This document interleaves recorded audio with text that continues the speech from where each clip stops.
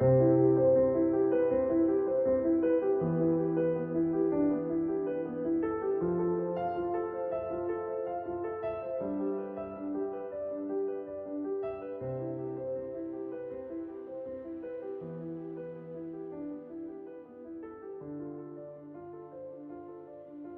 you and we're about to go on a little adventure together.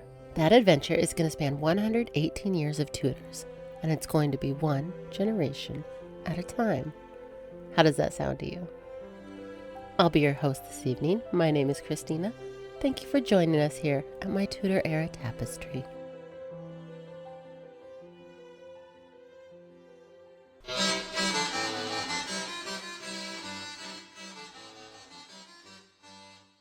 France was not a place that Lady Jane Seymour felt her best.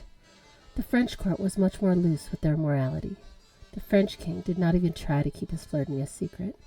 The entire court just followed in his footsteps. It was not just flirting. The jokes were crude, the wine flowed with no limits, and Jane felt so out of place.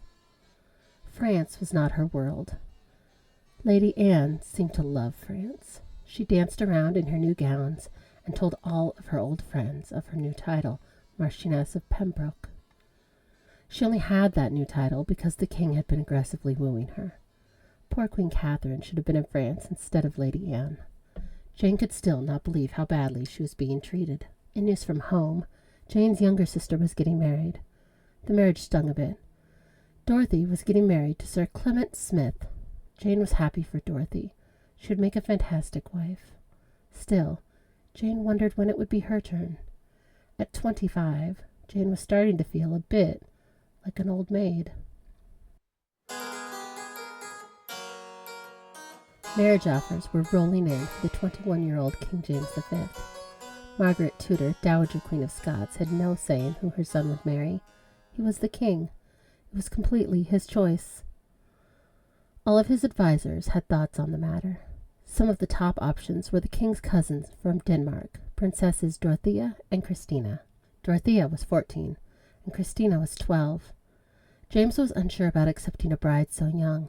He could always wait, but his advisors were nervous. James was the only legitimate surviving child left of King James IV. The line ended with him. James needed heirs, and he could not achieve that without a wife. James' father had married late. He had enjoyed his youth and sired several bastards before Meg had arrived. Sometimes Meg wished there was less of his late father in James V, King of Scots.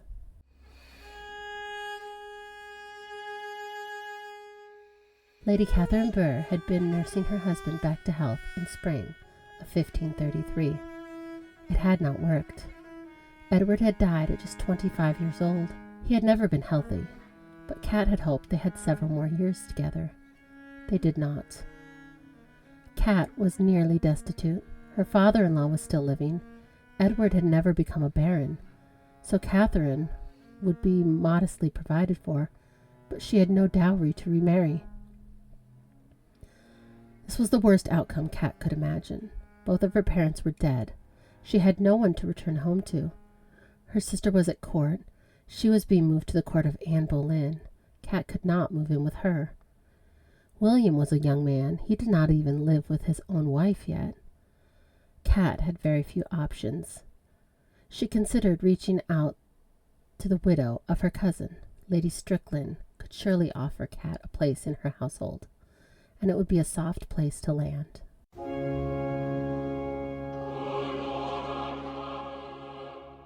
After their return from Anne's debut, the king had been pleased with her performance. The king had asked the Marchioness to elope with him. This was a risk.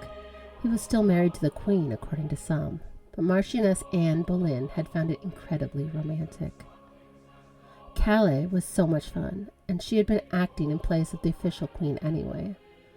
Henry was offering to make her queen over Catherine's objections. King Henry made the laws. If he said they were married, they were married. So Anne eloped with her romantic king. They had secretly married, and a few trusted courtiers were in attendance. The king had a few grooms attending him. Sir Henry Norris, the most faithful and loyal groom, was of course there, but also Thomas Henridge and Thomas Burton. King Henry's men were loyal, and he trusted them with his secrets. The lawyers had told them that secret marriages were not legal marriages. Anne had become pregnant almost immediately after their secret, illegal marriage. She needed to get married legally before anyone knew and could question the marriage. 2 months after their romantic, illegal marriage, Anne married King Henry again, publicly and legally. 3 months after their legal marriage, Thomas Cranmer issued his decision that King Henry and Anne Boleyn's marriage was legal and perfectly valid in the eyes of the Church. The false prophetess Elizabeth Barton had claimed that God was against this marriage. That was one of the very reasons that Anne thought the Church needed reform. She did not stand by mere maids who claimed to speak for God. She had prophesied that Henry would be unhappy within a month of their marriage and dead soon after. So far, Anne felt very happy, and she thought the king seemed happy as well. She was expecting the arrival of the king's first legitimate son. When Henry did not die in mere months, everyone would see that this woman was a fraud. Queen Anne was now 6 months pregnant, and she was about to enter her confinement to deliver the king a son. God approved of their marriage. Anne had become with child right after they wed. She had carried this child without miscarriage. This baby was a boy, the next king of England. Before Anne was to deliver the crown prince, she needed to become God's anointed queen. Queen Anne was going to have a coronation. Her coronation was in early June. Her ladies hastily prepared the very pregnant queen for the big moment. Jane Seymour was quiet as a mouse in one of the corners. She rarely had much to contribute. Anne did not even understand how a girl like that could get a position like this. Mary Howard was only 14 years old, and she contributed to more lively conversations. Anne's cousin Madge and her sister Mary had come to attend Queen Anne as well. She had found that she needed much more assistance now that she carried the responsibility of a queen. Anne's coronation was lovely. Some people whispered that Anne's coronation had not been as grand as Catherine's coronation had been. Less of the common people came out to celebrate Anne. She had not had nearly enough time to integrate herself with them. In honor of the realm's new Queen Anne, H's and A's had been embroidered. The crowd had seen the letters intertwined and started yelling, "Ha, ha, ha." Anne kicked herself that she had not seen that coming. Catherine had been a sad princess for 7 years before she married Henry. Anne had been a secret. She vowed to gain the respect of the people and was thankful that she did not require a bigger party than Catherine, who was back to being a sad princess.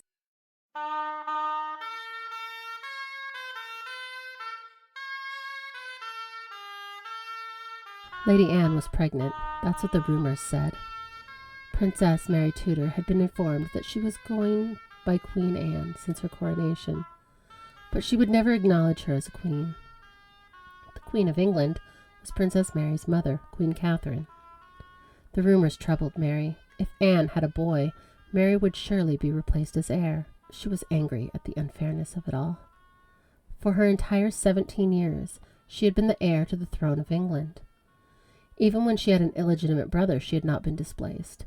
Now, because of an illegal wedding, Mary may be replaced by another illegitimate brother. Why had she been raised to rule and sent to Ludlow if she were just going to be replaced by another brother? And what would that mean for Henry Fitzroy? If Anne Boleyn's bastard could rule, why could Bessie Blount's son not rule? The entire situation was absurd. Princess Mary was finding it difficult to keep her anger on the inside. Her father was acting like a fool. Princess Mary had allies. She knew that she did. The difficulty came in getting to those allies and communicating a plan with them.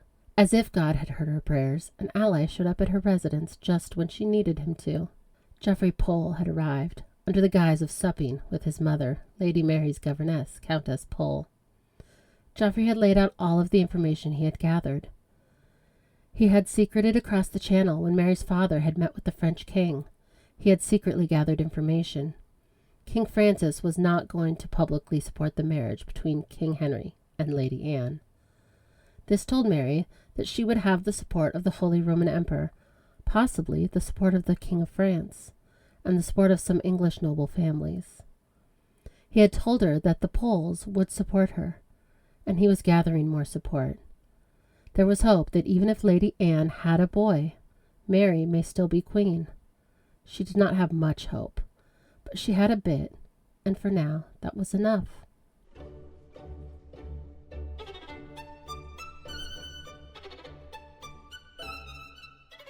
The last couple of months had taken much out of Mary Brandon, Dowager Queen of France. She was 37 years old, the same age her mother had been when she had died. Mary had been quite ill recently. She wondered if she looked ill. She felt terrible. She remembered when her lady mother died. It had been just over 30 years since she had lost her mother. She had been such a sweet, gentle queen, and she had loved Mary's father so much. Their marriage had been born out of necessity, but it had grown in love. Mary's marriage to Charles had started because of their desires for one another. The road had been rougher for them. Their passionate marriage had at times become volatile. She loved him, though, even with all of his flaws. Henry had sent Charles to tell Queen Catherine that he had married Anne Boleyn. Catherine had been just as confused as Mary had. Henry was already married to Catherine. He was a king, but he could not just decide to have 2 living wives. Mary's late grandmother would be so furious at these latest events. She had worked until the very end of her life to get Henry onto the throne with Catherine. In June of 1509, Henry had married Catherine. Margaret had made sure they had a joint coronation, and then she had died. It had been busy, just like now. Mary understood now how she had felt. Francis had just married. Henry had attended, and it had felt like the days before. They were a family celebrating a marriage. Mary had not been feeling well, even then. Francis had been beautiful. Mary had imagined her lady mother and grandmother there watching with her. She missed them so much. Just weeks after Francis's wedding, Mary had been requested at the coronation of Lady Anne. She had refused. Mary was an ill woman. She could not just attend a coronation just after a wedding, while ill as her grandmother had done. She would stay at home. Lady Anne was none of her concern. Henry was angry she had shown his new wife disrespect. Mary did not spend much time dwelling on Henry's anger. He always had a hot temper. Mary had been thinking more about her oldest boy Henry recently. He had been named for her brother. Unlike Henry, he had been a calm, sweet boy. Before he died, he liked to grab her by the face and tell her how much he loved her. She could almost feel him doing it now. Mary would see him soon, and that gave a peace that she had not felt in a long time. He had been gone for 11 years now. He would be 17. Mary thought about her other children. Frances was a married lady, so grown. Eleanor was not married yet, but she was nearing the time she would have to trust Charles to get her there. Little Henry was only 10 years old. He would miss Mary when she was gone, but he was the closest to his father of all the children. He would be all right. On the 25th of June, nearly 24 years to the day of her lady grandmother's death, Princess Mary Tudor Brandon, Dowager Queen of France and Duchess of Suffolk, took her last breath and passed into the arms of her lord. The kingdom had been shocked. King Henry did not know how ill his sister had become. In truth, Charles had not known how ill his own wife had become. Mary had been ill often. She had not complained. Charles was away often, and thought she usually seemed tired. He never had thought too much about her ill health. She was gone, and Charles had to pick up the pieces. Princess Mary had died, and it felt sudden. It had not been sudden. Consumption was a slow, painful death. Still, somehow, no one had seen it coming. King Henry had been stomping around, raising his voice to anyone who disturbed him. He had been a complete brute. The ladies of the court seemed to collectively agree to engage him as little as possible. Even the king seemed surprised at his own sister's death. He should have known. Henry was best friends with Mary's husband. But it also seemed like Charles had been surprised by his own wife's death. Lady Jane Boleyn wondered if George would notice if she were wasting away from consumption. He likely would not. If she did not live at court, she would probably never see her husband. Like always, George was too busy with his sister to notice anything about Janey or her health. On top of everything else, Queen Anne was pregnant. It just meant that even more attention than usual was on Anne. George was always asking after her health, making sure she ate, and offering her a seat every time she entered a room. If Janie ever became pregnant, she very much doubted that George would do any of that for her. He was acting towards Anne as if she were delivering his baby. If the royal baby turned out to be male, Anne would be even more insufferable than she already was. The only thing that kept her confidence at tolerable levels was that because she was pregnant, she was unfit for sex. King Henry was not about to wait to have his needs met. Anne confronted Henry about the rumors that he had been seen with a beautiful woman. King Henry had responded that Anne must shut her eyes and endure as well as more worthy persons. That was a direct reference to Queen Catherine. His words had been harsh, but in Jane's experience, that was sometimes needed to get Anne's attention.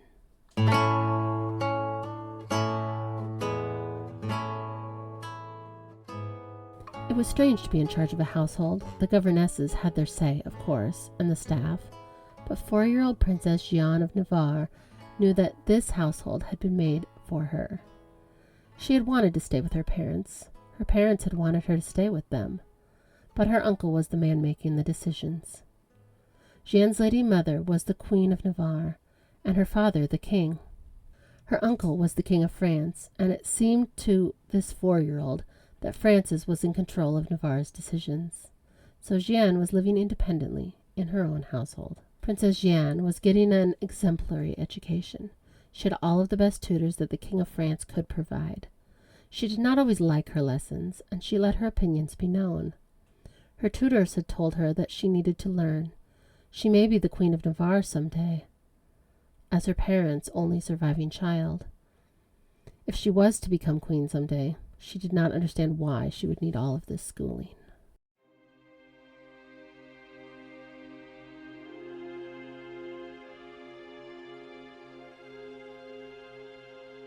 On the 7th of September, 1533, at Greenwich Palace, Queen Anne Boleyn was in the midst of her labor pains. She was diligent and determined. Anne had waited for this moment for a very long time. She had been waiting for the king to make her queen before delivering his child. At 32 years old, this was the moment she had waited for over a decade. Her confinement chambers were modified to her specifications. She had to follow the conventions that Henry's grandmother had written out. Lady Margaret was the matriarch of the Tudor dynasty. Though she had been with God for 24 years, she was still revered. She had declared that confinement rooms should have the floors covered with lush carpet. There was to be a grand oratory to aid in prayer, along with a baptismal font in case the baby was born sickly. Heavy tapestries were hung on every wall, including the ceiling. Even the keyholes were covered. It was not all serious. A card table was set up for cards in moments of waiting. The bed was grand, but there was also a pallet set up on the floor. Childbirth was a messy business. She need not trouble the bed with all of that.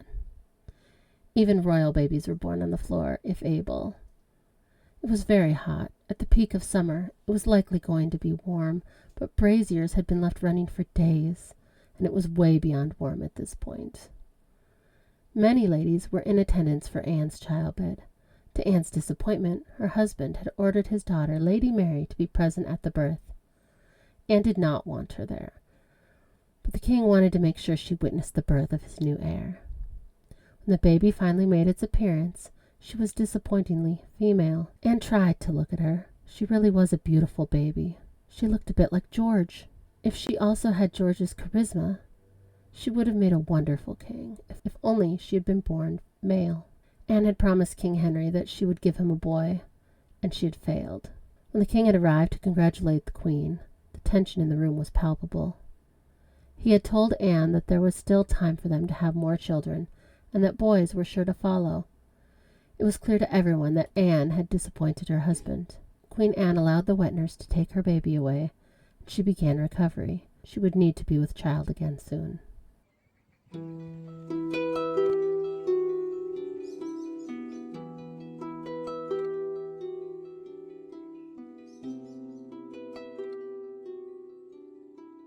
This year, the Boleyn family was on the rise. Lady Catherine Carey lived at Hever with her Boleyn grandparents, so the rise was evident to the 9-year-old.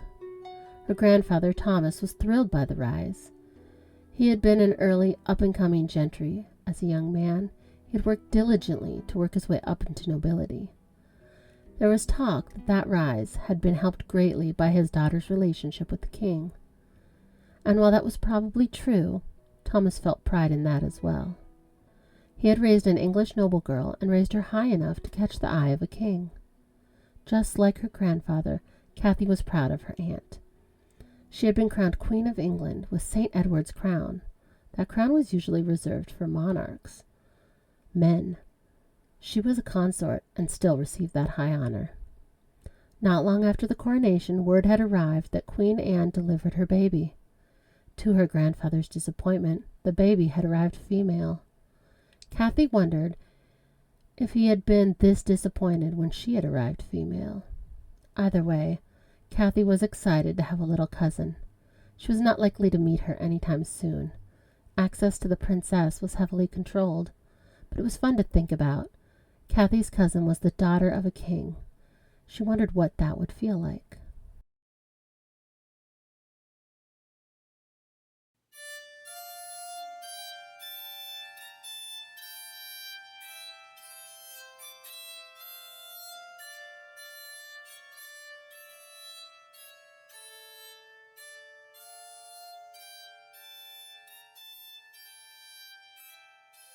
This year had been very dark, and it had completely changed everything.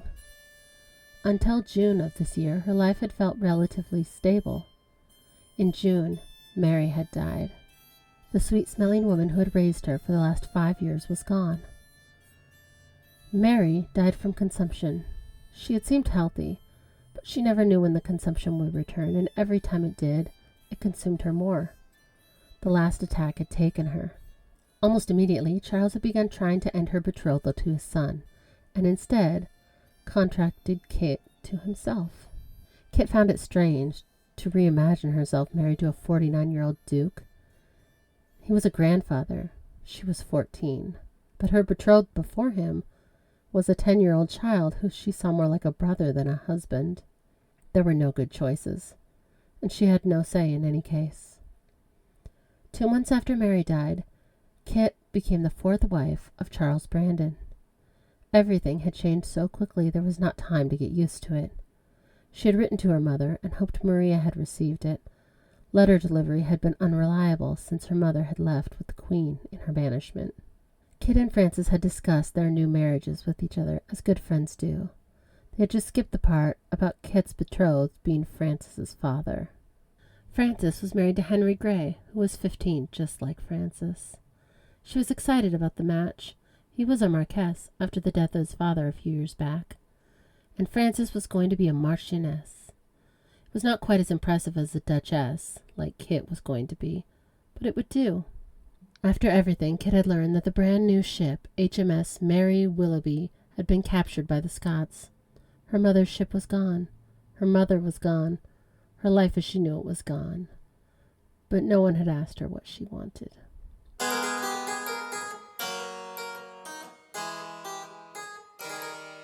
Everything seemed to be falling apart for Countess Margaret Pole. Her family had taken a stance against the king, some more publicly than others. Maggie had tried to spend her life preaching loyalty to God and king, to her children. It never occurred to her that the two may be in conflict at some point. She could not even really argue with him. The king was wrong. He had abandoned his wife and his daughter in favor of his mistress Anne Boleyn. Anne was now styled Queen Anne, and she had delivered a royal heir. The new heir had been female, just like his last heir. Maggie had thought that meant that Princess Mary's inheritance was secure.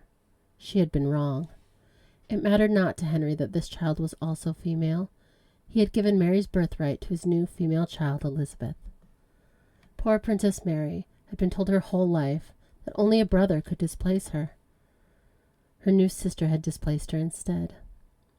Princess Mary's household had been diminished, along with Maggie as her governess. Mary was now Lady Mary, She was going to work in the newly established household of her sister and her replacement. Maggie had offered to take the former princess into her own household at her own cost, but King Henry had denied her that opportunity.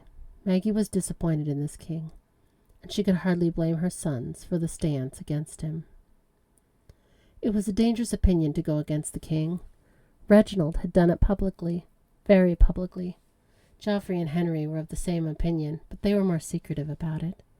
Unbeknownst to Maggie, they had devised a plan. When King Henry and Lady Anne had gone to France the previous year to parley with King Francis, Henry had accompanied them in an official capacity. The brothers had devised a plan in which Geoffrey would also cross the Channel in disguise. Geoffrey had hidden away in Henry's quarters during the day and then snuck out in disguise at night to gather information. When Geoffrey had learned the French king would not publicly support a marriage with Queen Anne Boleyn, Henry had sent him home to secretly inform Queen Catherine. Maggie was upset. She supported Queen Catherine also. Catherine needed friends at this time. However, what her sons had done was incredibly dangerous. She had not spent her entire life safeguarding her children's well-being for them to just throw it away their safety. There is a reason to believe that the king did not know of this betrayal. Geoffrey had been appointed one of the knights at Anne Boleyn's coronation. He had been awarded £40 for the service. He had then spent the evening dining with Princess Mary. Maggie's sons were being very careless. She did not know where to go from here. The Pole family had risen over the course of decades. Their fall was happening much more swiftly.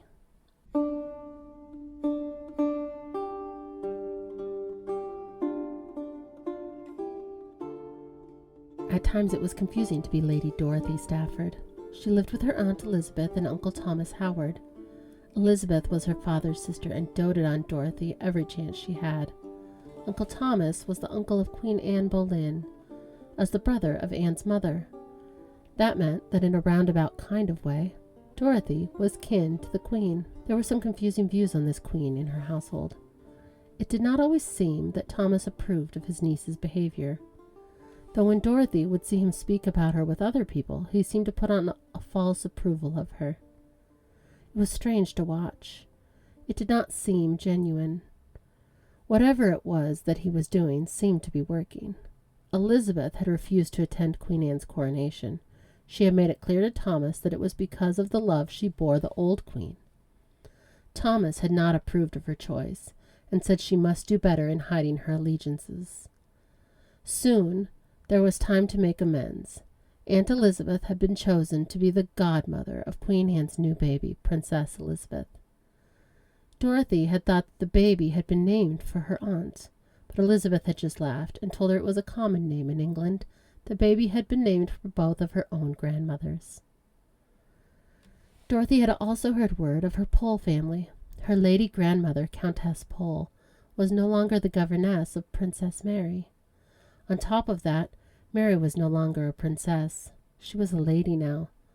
Elizabeth had tried explaining it to her. When the new princess was born, Mary was no longer a princess. It made little sense to her. How could a baby just replace someone? She had not felt replaced when her little sisters were born. She had tried asking more questions, but she had just been hushed. She was told that she ought not talk about such matters. Sometimes questions did not have answers. In November, Dorothy's cousin Mary had gotten married. She had married the king's son, Henry Fitzroy. Henry was not likely to be the king. He was illegitimate. He was recognized as the king's son, though, and it was possible that under the right circumstances he could become king. That would make Mary the queen. It was another thing that she ought not talk about, but she thought she could see the hope in her Uncle Thomas's eyes.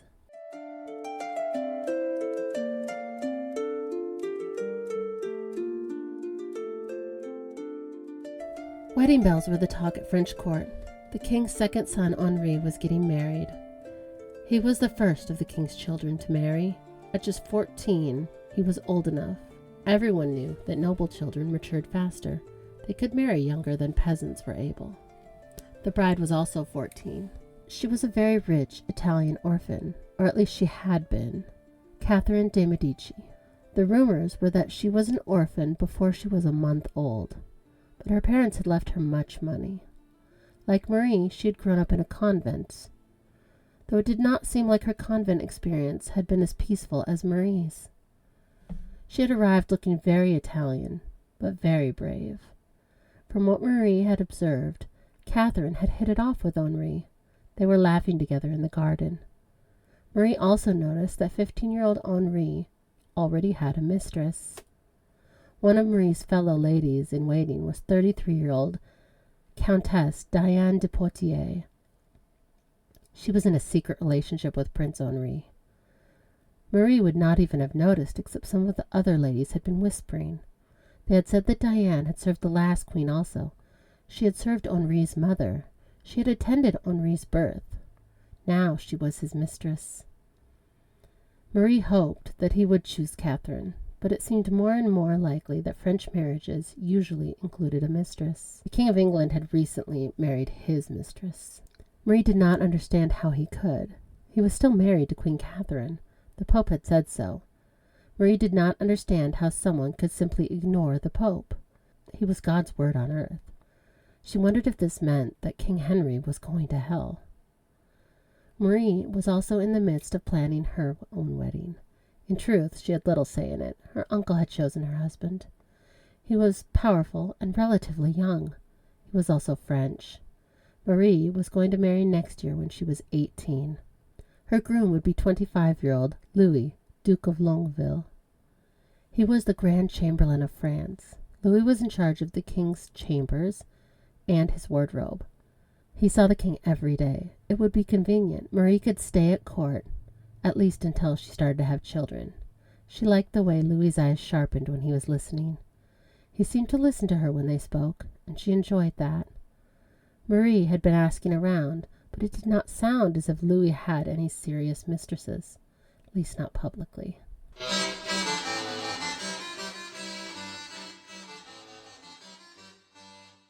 In the autumn of 1533, Catherine of Aragon felt like her life was at a standstill while everyone else's was moving on from the reign of good Queen Catherine.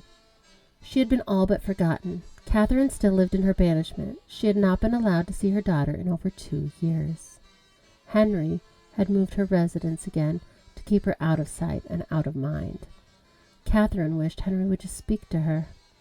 She was not allowed in his presence, but she was sure if she could just talk to him like she used to be allowed to do, she would be able to soothe his anger just as she always had. Anne had been named queen, even though Catherine was alive and well, if hidden. Anne had a coronation and everything. Catherine had less than a month to get used to this before God had seen fit to take her sister-in-law, Mary Tudor Brandon. Mary had died from consumption. She had been ill for some time, but Catherine had not known. Mary had stayed away from court for quite some time now. No one had really known she was so ill. Catherine mourned one of her few allies that she still had left, and the little girl she had met when Mary was just 5 years old. Catherine had read the disappointing news of her niece Margaret Douglas being appointed lady-in-waiting for Anne Boleyn. Anne was being treated in every way as if she were the queen, but Catherine was the queen. Catherine would have loved to get to know young Margaret and help her grow into a pious young woman. Instead, she was being exposed to the loose women under the king's mistress. A woman named Elizabeth Barton had been experiencing visions from God for some time. She had shifted her focus with these recently. The visions had started to focus on the king and queen's marriage. She, and by proxy God, did not approve of the divorce from the queen. She had prophesied that if the king married Anne Boleyn, his happiness would only last 1 month, his life would only last 6 months, and civil war would break out within a year. Catherine appreciated the support and hoped Henry would heed this prophetess's warnings. King Henry's son had been recently married. Henry Fitzroy had been married to the Duke of Norfolk's daughter. Norfolk was secretly Catholic, and as far as Catherine could tell, he was loyal to her. This move made her wonder, was the king setting up the option of Fitzroy being his new heir? Was the marriage to Norfolk's daughter just a way of getting the lord to switch loyalties? Henry had no love for their daughter lately, and it seemed like this plan was to raise Fitzroy's status just in case he was unable to make another living son. He had recently welcomed his first child with his mistress Anne. She had been another girl. Henry had taken away her daughter's title of princess. She was to be called Lady Mary from this point forward, and Anne's daughter was Princess Elizabeth. Henry had felt like his farce of a second marriage had made this child legitimate. Catherine knew it was not true, but according to the law, her daughter was not a princess and had been removed from the line of succession. Catherine decided that it was her only wish to see her daughter on Henry's throne. She did not know how she would remedy this latest betrayal, but Henry could not ignore her. Anne had requested that her daughter be christened as Mary. Catherine knew what Anne was trying to do. She wanted her daughter to be replaced in every way. It would be easy to forget the old Princess Mary if there was a new one. It was not lost on Catherine that the Virgin Mary's mother had been named Anne. Catherine shuddered at Anne trying to rename her and her daughter after the Virgin and her mother. Henry at least had enough sense to deny Anne's request.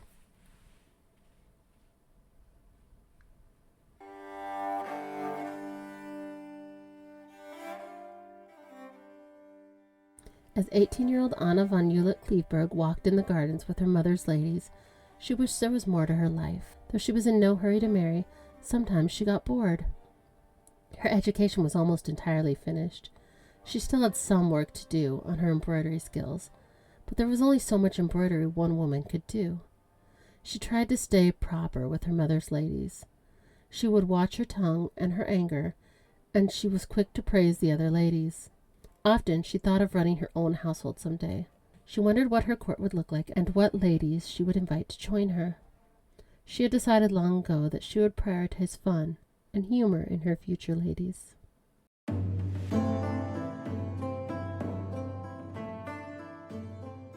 The last wedding that Madeline of Valois had attended was her father's wedding to Queen Eleanor. The opinions were still out about how successful that marriage was, but it did not seem happy.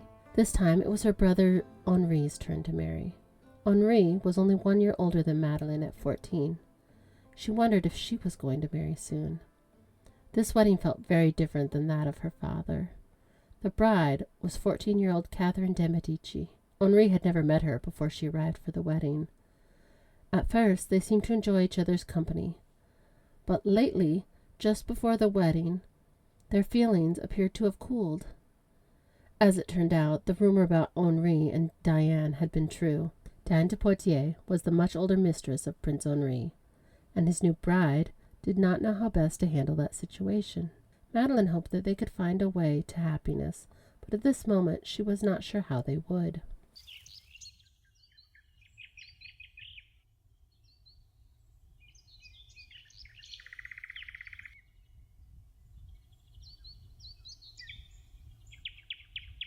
The heavens were the limit for Lady Catherine Howard.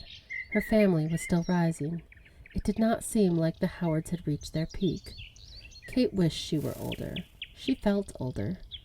She had asked Agnes on several occasions to take her to court. Agnes had just responded that court was no place for a child. Kate did not feel like a child. She was 10 years old, nearly old enough for marriage. She and Joan had their futures all planned out. Joan would help Kate until she was allowed to go to court. Kate would find a husband at court, and Joan would come be her lady. Joan was wise in the ways of men. She always had a boy or two willing to sneak into the dormitory. Joan would make sure Catherine knew how to catch a husband at court. Then the girls could be together forever. Kate's cousin Henry had accompanied the King and Anne to Calais. Henry had not returned. He was a Howard, and that was impressive. King Francis had asked him to stay. Kate did not know if her father had helped with a good word. She was sure that his surname was powerful all over the realm and beyond. It was tiring waiting for her life to begin in earnest. For her part, Anne had been thriving.